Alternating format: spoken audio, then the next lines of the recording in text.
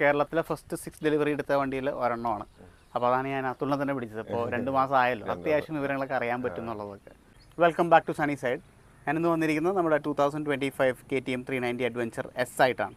അപ്പോൾ എൻ്റെ front Atul ഇൻഫോപാക്കിൽ work ചെയ്യാണ്. ഇവർക്കൊരു റൈഡേഴ്സ് ക്ലബ്ബൊക്കെ ഉണ്ട്. എൻ്റെ പേരെന്തായിരുന്നു? ഇൻഫോപാക്ക് റൈഡേഴ്സ് ക്ലബ്, IRC അല്ലേ? അപ്പോൾ IRC ഉണ്ട്. ഞാൻ ഇവർ കുറേ വീഡിയോസൊക്കെ ഒരു ഇൻസ്റ്റാഗ്രാം പേജൊക്കെ ഞാൻ താഴെ കൊടുക്കാം. ഒരു അത്യാവശ്യം റൈഡ്സൊക്കെ പോകുന്നതാണ്. അപ്പോൾ പുള്ളി അഡ്വഞ്ചർ ഇഷ്ടപ്പെടുന്ന ഒരാളാണ്.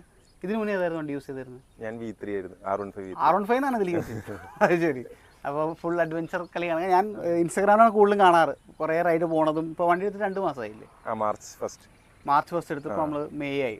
ഓൾമോസ്റ്റ് 2 months ആയി. വണ്ടി അങ്ങനെ അത്യാവശ്യം അതല്ലേ. പിന്നെ ഈ പഴയ ജനറേഷൻ വെച്ച് നോക്കുമ്പോൾ വൈബ്രേഷൻ ഇത്തിരി കൂടുതലാന്നൊക്കെ പറഞ്ഞു കേൾക്കുന്നു. ഞാൻ പഴയ മോഡൽ അധികം യൂസ് ചെയ്തിട്ടില്ല, ഒറ്റ പ്രാവശ്യം ഓടിച്ചിട്ടുള്ളൂ. പക്ഷെ വലിയ വ്യത്യാസം എനിക്ക് ഒറ്റയടിക്ക് തോന്നിയില്ല. വൈബ്രേഷൻ എന്തായാലും KTMന്റെ ഇതിലുള്ളതാണ്, ഒരു പരിധി വരെ വൈബ്രേഷൻ ഉണ്ടാവും. അപ്പോൾ ഇതിന് തൊട്ട് മുന്നേ ഇപ്പോൾ ഞാൻ ഇങ്ങോട്ട് വരുന്നതിന് ഒരു 3 ദിവസം മുന്നേ എൻ്റെ ഫ്രണ്ട് അവിടെ ബാംഗ്ലൂർ എടുത്തു. ബാംഗ്ലൂർ ഓൺ റോഡ് വന്നത് 4,81,000. ഇത് എടുത്തപ്പോൾ 481 തന്നെ ഉണ്ടല്ലേ? ഓ ശരി. അപ്പോൾ വലിയ പ്രൈസ് വ്യത്യാസം ഇപ്പോൾ ബാംഗ്ലൂരും കൊച്ചിയും വരുന്നത്. ഇൻഷുറൻസിന്റെ വ്യത്യാസം അനുസരിച്ചായിരിക്കും ചിലപ്പോൾ ഓരോ സ്ഥലത്ത് പ്രൈസ് ഡിഫറൻസ് വരുന്നത്. വേറെ കമ്പനിയുടെ ഇൻഷുറൻസ് ആകുമ്പോൾ എൻ്റെ ഫ്രണ്ട് വേറെ സ്ഥലത്ത് നിന്ന് എടുത്തപ്പോൾ 83 ആയിട്ട് അങ്ങനെ അങ്ങോട്ടും ഇങ്ങോട്ടും. അപ്പോൾ ഇതിന് ഇൻഷുറൻസ് ഇപ്പോൾ എങ്ങനെയാണ് വരുന്നത്? ബോഡി ടു ബോഡിയാണ്, ICIC എന്ന് തോന്നുന്നു. ഓക്കെ. അപ്പോൾ വാറണ്ടി സൈഡ് എങ്ങനെയാണ് ഇതിന്റെ വരുന്നത്? 5 year വാറണ്ടി.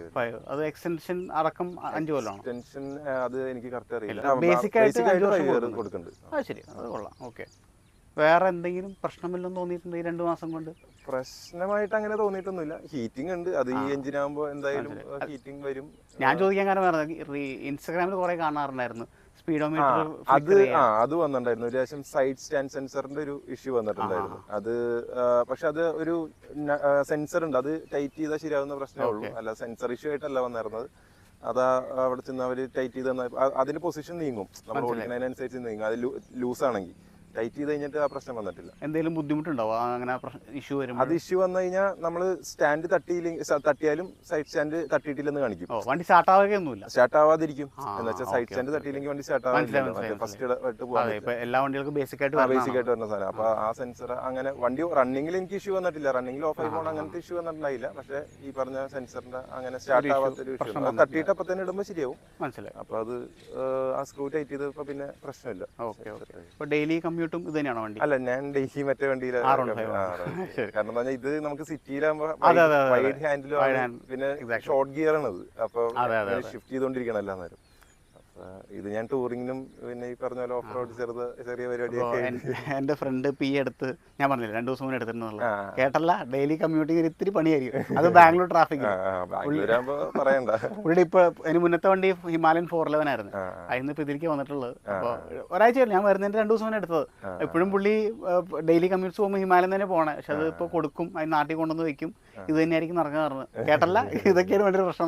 ഡെയിലി കമ്മ്യൂട്ട് കുഴപ്പമുണ്ടെന്നൊന്നല്ല, പക്ഷെ ട്രാഫിക് വരുമ്പോ നമുക്ക്. അതെ, ഞാൻ ഡ്യൂക്ക് 390 കൊണ്ടുവന്നിട്ട് എനിക്ക് കുറച്ച് ബുദ്ധിമുട്ട് ഫീൽ ചെയ്തിട്ടുണ്ട്. അപ്പൊ ഈ ഹൈ റവിംഗ് എഞ്ചിനും ചൂട് കയറാ, അപ്പൊ അങ്ങനെ ബുദ്ധിമുട്ട് ഇപ്പൊ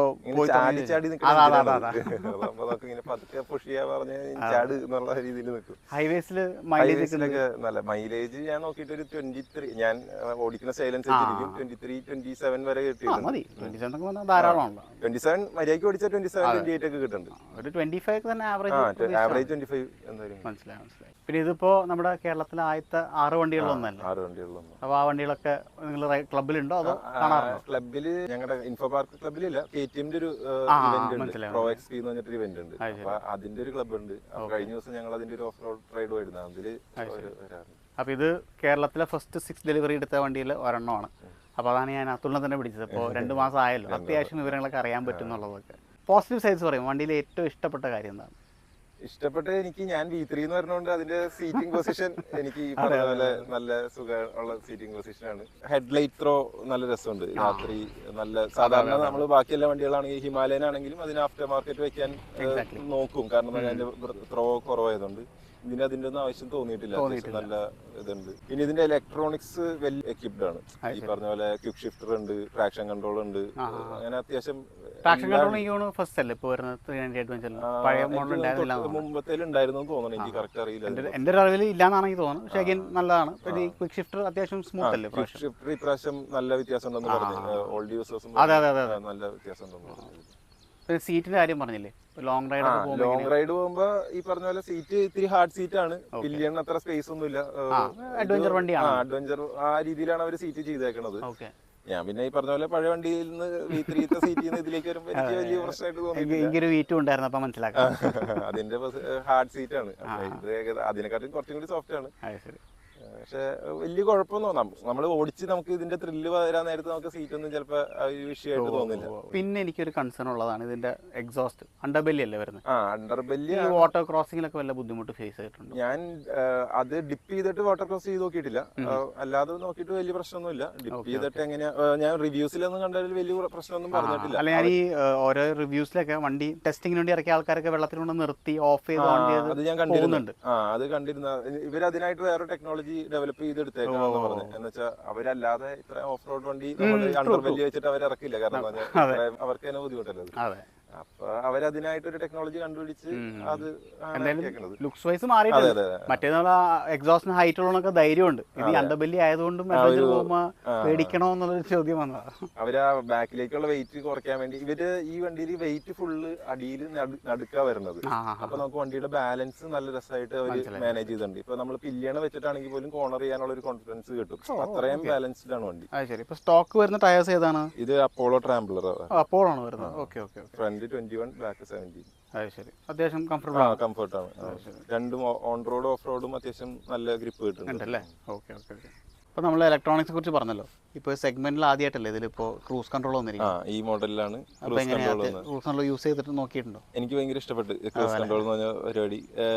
നമുക്ക് ഏതെങ്കിലും ഒരു സ്പീഡ് സെറ്റ് ചെയ്ത് കഴിഞ്ഞിട്ട് ആ സ്പീഡിൽ തന്നെ പോവുകയും ചെയ്യും. അതിന്റെ ഇടയിൽ നമുക്ക് ഓവർടേക്ക് ചെയ്യണമെന്നുണ്ടെങ്കിൽ ത്രോട്ടിൽ കൊടുത്താൽ ഓവർടേക്ക് ചെയ്ത് കഴിഞ്ഞിട്ട് ത്രോട്ടിൽ വിട്ട് കഴിഞ്ഞാൽ തിരിച്ച് ആ സ്പീഡിലേക്ക് വരും. നമ്മൾ കാറിലാണെങ്കിൽ നമ്മൾ എപ്പോൾ ആക്സിലേറ്റർ കൊടുത്താൽ സ്പീഡ് ഇത് പോകും. ഇതിന്റെ അങ്ങനെയല്ല, നമുക്ക് ഓവർടേക്ക് ചെയ്യേണ്ട സമയത്ത് വെറുതെ ആക്സിലേറ്റർ കൊടുക്കുക, ഓവർടേക്ക് ചെയ്യുക, അതുകൊണ്ട് തിരിച്ച് അതിലേക്ക് ഡ്രോപ്പ് ചെയ്യുക. എനിക്ക് സത്യം പറഞ്ഞാൽ ലോങ് പോകുമ്പോൾ എപ്പോഴും തോന്നാറുണ്ട് ക്രൂസ് കൺട്രോൾ ഉണ്ടായിരുന്നെങ്കിൽ നല്ലതാണല്ലോ. എനിക്ക് ഭയങ്കര ഇഷ്ടപ്പെട്ട ആ ഫീച്ചർ. അതാണ് നമുക്ക് ചെറിയ ഒരു ഡിസ്റ്റൻസ് ആ കിട്ടണുള്ളതെന്നുണ്ടെങ്കിൽ ക്രൂസ് കൺട്രോൾ ഇട്ട് സമാധാനം സ്ട്രെയിൻ കുറച്ച് കുറയും. ഇപ്പൊ നമ്മൾ പറഞ്ഞ പോലെ ലോങ് റോഡ് ഇങ്ങനെ കണ്ടുകൊണ്ടിരിക്കുക, കൈ ഇങ്ങനെ പിടിച്ചോണ്ടിരിക്കാൻ വിട്ട് റിലാക്സ് ചെയ്യാൻ പറ്റി കഴിഞ്ഞാൽ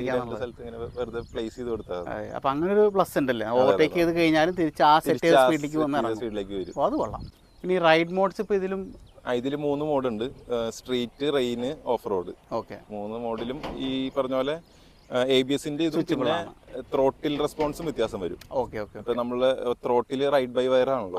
റൈഡ് ബൈ വയർ അവര് ഓരോ മോഡിനനുസരിച്ച് പിന്നെ അതുൽ, എൻ്റെ ഒരു മെയിൻ കൺസേൺ ആണ് ഈ ക്രാഷ് ഗാർഡ്. ഒരു ആഫ്റ്റർ മാർക്കറ്റ് ക്രാഷ് ഗാർഡിന്റെ ഒക്കെ ആവശ്യമുണ്ടോ? അതായത് അതുൽ ഇപ്പോൾ ഓഫ് റോഡ്സ് ഒക്കെ പോകാറുണ്ട്, അത്യാവശ്യം പറഞ്ഞു വിട്ടുള്ള വണ്ടി കാണുമ്പോൾ മനസ്സിലാവുന്നുണ്ട്. അപ്പോൾ അതുൽ തോന്നിയിട്ടുള്ളൂ ആഫ്റ്റർ മാർക്കറ്റ് ക്രാഷ് ഗാർഡ് വേണം തോന്നിയിട്ടുണ്ടോ, അതോ ഇത് ധാരാളമാണോ?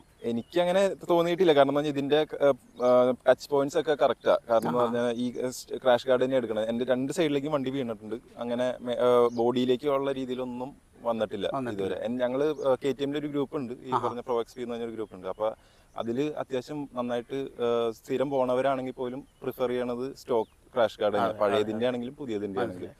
അപ്പോൾ അത്രയും വെയിറ്റും വണ്ടിയിൽ കയറില്ല. പിന്നെ ഈ പറഞ്ഞ പോലെ അത് കറക്റ്റ് സ്ഥലത്താണ് വെച്ചേക്കണത്. ഇപ്പൊ ഇതിന്റെ ആണെങ്കിൽ തന്നെ ആ സ്ലൈഡർ ആണ് ആദ്യം വന്ന് മുട്ടുള്ളൂ. ബാക്കിയുള്ള ഇത് പിന്നെ മിറേഴ്സ് മുട്ടും, മിറേഴ്സ് ഉപയോഗിക്കേണ്ടി വരും. ബാക്കിയെല്ലാം പ്രോപ്പറാണ്. ഹാൻഡ് ഗാർഡ്സ് ആണെങ്കിലും അത്യാവശ്യം ഹാൻഡ് ഗാർഡ്സ് പ്ലാസ്റ്റിക് ആണ്, കുറച്ച് റിഫ്ലക്സ് എടുക്കും. പക്ഷെ ഇത് ആ റിഫ്ലക്സ് എടുക്കണത് കൊണ്ട് ബാക്കിയുള്ള ഇമ്പാക്ട് കുറയും. എനിക്ക് അങ്ങനെ തോന്നിയത്.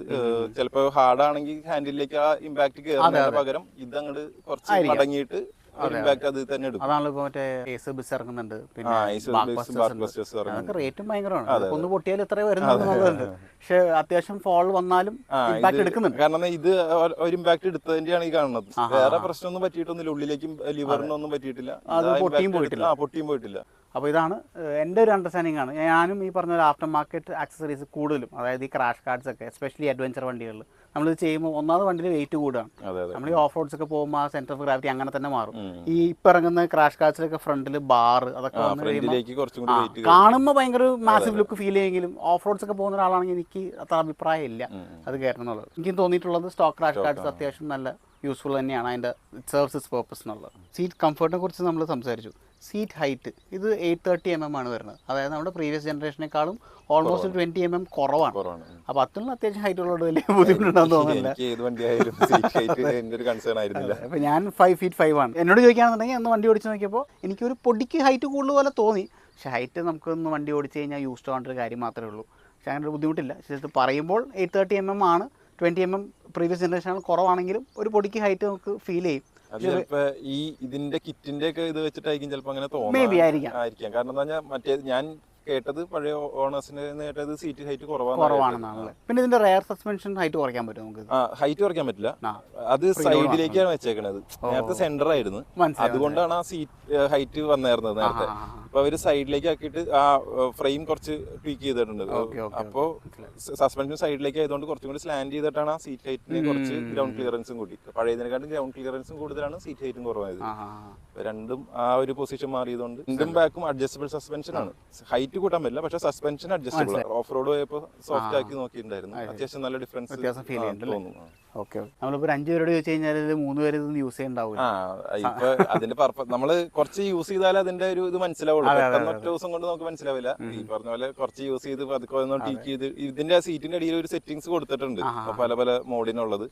ഒന്നല്ലെങ്കിൽ അത് ഫോളോ ചെയ്ത് ട്രൈ ചെയ്ത് നോക്കാം, അല്ലെങ്കിൽ നമ്മളായിട്ട് പതുക്കെ പതുക്കെ ഒന്ന് ടീക്ക് ചെയ്ത് ഓരോ ഇത് സ്റ്റെപ്പ് ബൈ സ്റ്റെപ്പ് പഠിച്ച് പോകണം. അത് ഈ പറഞ്ഞ പോലെ ഓഫ് റോഡ് ടെറൈൻസ് ആണെങ്കിൽ കുറച്ചും കൂടി അറിയാൻ പറ്റും ഇമ്പാക്ട് വരുന്നത് എത്രത്തോളം നമ്മുടെ കയ്യിലേക്ക് വരുന്ന ആ ഒരു ഷോക്ക് എടുക്കുന്നത് നമുക്ക് ഫീൽ ചെയ്യും. അപ്പോൾ ഇപ്പോൾ നമ്മൾ ടയർസ് കണ്ടില്ലേ? അപ്പോൾ ഞാനിത് ആദ്യം എൻ്റെ ഫോട്ടോസ് ഒക്കെ ഇറങ്ങിയ സമയത്ത് ഞാൻ കരുതിയത് ട്യൂബ് ടയർ ആണെന്നുള്ള. അതാണ് തോന്നിയിരുന്നത്. ഞാനും ആദ്യം നോക്കണ സമയത്ത് നമുക്ക് ഫോട്ടോ നമുക്ക് കാണുമ്പോൾ നടുക്കാണല്ലോ സ്പോക്ക് വരുന്നത്. സ്പോക്ക് നമ്മൾ നടുക്ക് കണ്ടേക്കണ സാധാരണ ട്യൂബ് ടയർസിന് മാത്രമേ ഉള്ളൂ. പിന്നെ ഓരോന്ന് അവിടെ ഇവിടെയൊക്കെ കേട്ടു തുടങ്ങിയപ്പോൾ KTM പുതിയ സാധനം ഇറക്കിയിട്ടുണ്ട്. എനിക്ക് തോന്നുന്നു ആദ്യമായിട്ട് ഇങ്ങനത്തെ സ്പോക്സ്. അതെ, ഇങ്ങനത്തെ ഇവിടെ ആദ്യമായിട്ട് പറഞ്ഞത്. KTM പണ്ട് ഈ മോഡൽ എനിക്ക് തോന്നുന്നു പുറത്ത് ഇറക്കണ്ടെന്ന് തോന്നുന്നു. അവര് 890 അങ്ങനെ ഏതിലും ഇറക്കണ്ടെന്ന് തോന്നുന്നു. അവര് അത് കുറച്ചും കൂടി ഈ സെഗ്മെന്റിലേക്ക് ഇറക്കിയേക്കണം. അപ്പൊ ഓൾറെഡി അവര് പ്രൂവൺ ആണ് ഈ സാധനത്തിൽ. അത്യാവശ്യം നല്ല ഫീച്ചറാണ്, പക്ഷെ നല്ല റേറ്റ് ഉണ്ട് ഈ 2000. എനിക്ക് തോന്നുന്നു 32,000 സംതിങ് ഒരു സെറ്റിന് വരുന്നുണ്ട്. ഒരു പെയറിനല്ല, ഒരെണ്ണത്തിന് എന്തോ റേറ്റ് ഉണ്ട്. അതായത് റിമ്മും സ്പോക്സും മാത്രമായിട്ട് almost 32,000 around. Bumper to bumper insurance. അതെ, ഇപ്പൊ 1500 കിലോമീറ്റേഴ്സ് ഓടിയ 1600. ഫസ്റ്റ് സർവീസ് മാത്രം കഴിഞ്ഞിട്ടുണ്ടാവും. അതിൽ ഓയിൽ ചേഞ്ച് ഉണ്ടോ അതോ? ഓയിൽ ചേഞ്ച് ഉണ്ട്. അപ്പോൾ ഇതിന്റെ സർവീസും കാര്യങ്ങളും നേരത്തെ ഇതിന്റെ ആപ്പ് ഉണ്ടെന്ന് പറഞ്ഞേക്കുന്നുണ്ട്. KTMന്റെ ഒരു ആപ്പ് ഉണ്ട്. അതിൽ സർവീസ് ട്രാക്ക് ചെയ്യാൻ, നമുക്ക് സർവീസ് ബുക്ക് ചെയ്യാനും അങ്ങനെ ട്രാക്ക് ചെയ്യാനുള്ള ഒരു ആപ്പ് ഉണ്ട്. അതിൽ തന്നെ നമുക്ക് പ്രോ XP എന്ന് പറഞ്ഞിട്ട് ഇവരുടെ റൈഡ് ഇവന്റ്സ് ഒരു യൂസർ എൻഗേജ്മെന്റ് പ്രോഗ്രാം പോലത്തെ ഒരു സാധനമാണ്. അപ്പൊ അതിന്റെ ഉള്ളിൽ വരുന്ന ഇവിടെ ഓരോ ലൊക്കേഷൻ അനുസരിച്ച് വരുന്ന റൈഡൊക്കെ അതിൽ ലിസ്റ്റ് ചെയ്ത് കാണിക്കും. അപ്പോൾ അതിലിപ്പോ ഓരോ ഇങ്ങനെ സിൽവർ, ബ്രോൺസ് അങ്ങനെ ഓരോ കാറ്റഗറി ഉണ്ട്. അപ്പോൾ ഓരോ ബ്രോൺസ് എടുത്തു കഴിഞ്ഞാലേ സിൽവർ എടുക്കാൻ പറ്റുള്ളൂ. അങ്ങനെ സ്റ്റാർട്ട് ചെയ്യും. എന്നിട്ട് സിൽവർ ഉണ്ടെങ്കിൽ ലഡാക്ക് ഇവരുടെ ഓൾ ഇന്ത്യ റൈഡും ഉണ്ട്. അപ്പൊ അതിൽ ജോയിൻ ചെയ്യണമെങ്കിൽ മിനിമം സിൽവർ എടുത്തിരിക്കണം. അങ്ങനെ കുറെ കാറ്റഗറീസ് ഉണ്ട്. അപ്പൊ അതിലിങ്ങനെ ക്ലൈംബ് ചെയ്ത് നമ്മൾ പഠിക്കും കൂടെ. പിന്നെ സ്കൂൾ ഓഫ് ഡേർട്ട് എന്ന് പറഞ്ഞൊരു ഇതുണ്ട്, അവരും കൊളാബ് ചെയ്തിട്ടുള്ള ഒരു ഇവന്റാ ചെയ്യുക. അപ്പൊ നമ്മളെ എങ്ങനെ ഓഫ് റോഡ് പോകണം എന്നൊക്കെ പഠിപ്പിച്ച് ഡിസ്പ്ലേ ആയിട്ട് കണക്ട് ചെയ്യാനും വേറൊരു ആപ്പ് ഉണ്ട്. നാവിഗേഷൻ ഇതിലേക്ക് കിട്ടാനും റോയൽ എൻഫീൽഡിൽ ഞാൻ കണ്ടിട്ടുണ്ട്. റോയൽ എൻഫീൽഡിലുണ്ട്. പിന്നെ ഹൈവേസിൽ ഇപ്പോ വണ്ടി കൊണ്ടുപോകാറില്ലേ? ടോപ്പ് സ്പീഡ് എന്തുവരെ കേറിയിട്ടുണ്ട്? സ്പീഡ് ഞാൻ അങ്ങനെ നോക്കിയിട്ടില്ല. ഒരു 155 വരെ എന്തായാലും കേറിയിട്ടുണ്ട്. അതാണെങ്കിലും അധികം ഡിലേ വന്നിട്ടില്ല. ഞാൻ ഹിമാലയൻ ഓടിച്ചിട്ടുണ്ട്. ഹിമാലയനിൽ 155 എത്താൻ എടുക്കുന്ന സമയം എടുത്തിട്ടില്ല. ഇതെന്തായാലും അത്യാവശ്യം വെയിറ്റും കൂടുതൽ. അത് മാത്രമല്ല, പക്ഷെ എനിക്ക് അന്ന് അത് നല്ല സ്പീഡ് കേറിയെന്ന് തോന്നിയിട്ടുണ്ടായിരുന്നു. പക്ഷെ ഇത് ഓടിച്ച് കഴിഞ്ഞപ്പോഴാണ് ഇത് എടുക്കുന്നതിന് മുമ്പ് അത് എനിക്ക് ഭയങ്കര ഇഷ്ടപ്പെട്ടിരുന്നു. പക്ഷെ വെയിറ്റ് ആണ് അതിന്റെ ഒരു പ്രശ്നം വന്നിരുന്നത്. നമുക്ക് ആദ്യമായിട്ട് ബിഗിനർ ഒരു ഓഫ് റോഡ് കയറുമ്പോൾ ആ വെയിറ്റ് നമുക്ക് സ്യൂട്ട് ആവില്ല. എനിക്ക് തോന്നി എക്സ്പേർട്ട് ആയിട്ടാണെങ്കിൽ അത് നല്ലതാണ്. കാരണം അതിന്റെ നല്ല സസ്പെൻഷൻ കുറച്ചും കൂടി നല്ലതാണ്. ഷോയുടെ സസ്പെൻഷൻ നല്ല. പക്ഷെ ബിഗിനേഴ്സിന് എനിക്ക് തോന്നുന്നു ഇതിൽ നിന്ന് സ്റ്റാർട്ട് ചെയ്ത് കഴിഞ്ഞാൽ ഇതിൽ തന്നെ നമുക്ക് ഒരു ലെവൽ വരെ പോകാൻ പറ്റും. അതിലും വണ്ടി എടുത്തിട്ടല്ലോ KTMലേക്കും ആദ്യമായിട്ട്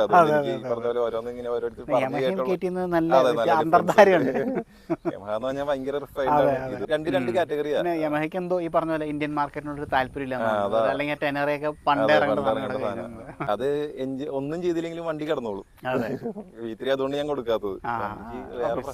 എനിക്ക് ആ ഹൈറ്റ് കുറവിന്റെയും ഞാൻ ഇത് ഓടിച്ചു കഴിഞ്ഞിട്ട് പിന്നെ അത് ഓടിക്കുമ്പോൾ ഒരു ബുദ്ധിമുട്ട് ഇപ്പോൾ വണ്ടി അത്യാവശ്യം ഓഫ് റോഡ്സ് ഒക്കെ പോയിട്ട് ഒന്നുകൊണ്ട് വീഴ്ചയൊക്കെ വീണിട്ടുണ്ടല്ലോ. ഞാൻ ലെഫ്റ്റ് സൈഡ് ഗിയർ ലിവർ കണ്ടു, അതിന്റെ അറ്റത്ത് അഡ്ജസ്റ്റബിൾ ആണ്. ഒടിഞ്ഞൊന്നും പോകുന്നില്ല, അത് ഇങ്ങനെ ആ സാധനം ഉള്ളിലേക്ക് ഇങ്ങനെ മടങ്ങും ഗിയറിന്റെ ഇത്. പിന്നെ ഈ സൈഡിലാണെങ്കിൽ നമുക്ക് ഇത് അഡ്ജസ്റ്റ് ചെയ്യാൻ പറ്റും. കാലിന്റെ നീട്ടത്തിനനുസരിച്ച് അങ്ങോട്ടും ഇങ്ങോട്ടും സ്ക്രൂ അങ്ങോട്ടും ഇങ്ങോട്ടും മാറ്റി വെക്കാൻ പറ്റും. അപ്പോൾ ഇതായിരുന്നു KTM 390 അഡ്വഞ്ചർ എസിന്റെ വിശേഷങ്ങൾ. നിങ്ങൾ വണ്ടി എടുക്കാൻ ഉദ്ദേശിക്കുന്ന ആൾക്കാർക്ക് ഈ വീഡിയോ ഉപകാരപ്പെടുന്ന ഞാൻ വിചാരിക്കുന്നു. Atul, thank you very much. ഇന്ന് വർക്കിംഗ് ഡേ ആണെന്ന് അറിയാം, ഫ്രമോ ആയതുകൊണ്ട് കുഴപ്പമില്ല അല്ലേ? വിളിച്ചപ്പോൾ വന്നല്ലോ. ഞങ്ങൾ ഷൂട്ട് ചെയ്യുന്നത് രാവിലെ 7 മണിക്കാണ്. എല്ലാവർക്കും അവരുടെ വർക്ക് ഉണ്ട്, ക്യാമറമാൻ അതിൻ്റെ വർക്ക് പോകാനുണ്ട്. അപ്പോൾ വൈൻഡപ്പ് ചെയ്യാണ്. അപ്പോൾ 390 അഡ്വഞ്ചർ എസ് എടുക്കാൻ ഉദ്ദേശിക്കുന്നവരും എടുത്ത ആരെങ്കിലും വീഡിയോ കാണുന്നുണ്ട്, നിങ്ങളുടെ എക്സ്പീരിയൻസ് താഴെ കമൻസ് ഒന്ന് ഷെയർ ചെയ്ത് കഴിഞ്ഞാൽ എല്ലാവർക്കും ഉപകാരപ്പെടുന്ന ഞാൻ വിശ്വസിക്കുന്നു. അപ്പോൾ ഇനിയൊരു വീഡിയോ കാണുന്നവരെ this is me Sunny. Thank you for watching. Take care. Ride safe. By.